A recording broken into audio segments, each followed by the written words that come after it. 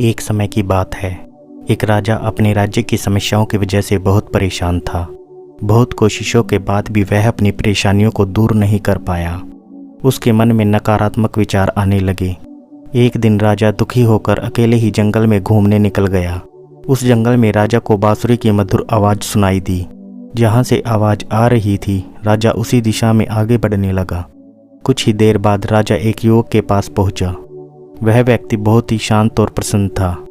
इसी कारण उसकी बांसुरी से मधुर आवाज़ निकल रही थी। उसके पास ही उसकी गाय घास चर रही थी।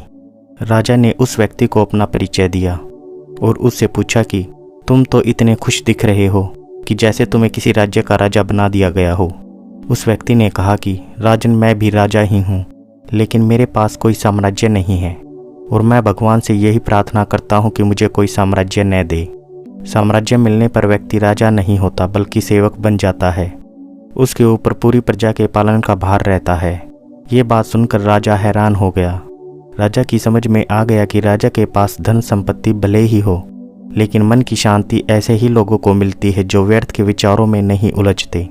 व्यक्ति ने कहा कि राजन, जीवन में हमेशा सकारात्मक सोच बनाए रखे तो नकारात्मक विचार अपने आप ही दूर हो जाएंगे।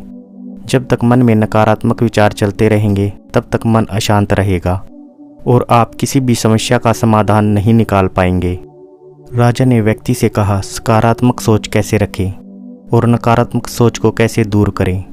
व्यक्ति ने कहा, सकारात्मक सोच के लिए अपने मन में अच्छे विचारों को रखो। हम अपने जीवन में अच्छे विचारों को रखना तो चाहते हैं परंतु रख नहीं पाते। इस कारण हमारे मन में नकारात्मक विचार आते रहते हैं। इसलिए हमारे जीवन में जो भी कृपाएं हुई हैं, जो कुछ भी अच्छा हुआ है, हम उनको याद रखें। इससे हमारी विचारधारा सकारात्मक बनी रहेगी और सकारात्मक बनने से हमें खुश होने और आनंदित होने के हजारों कारण मिल जाएंगे।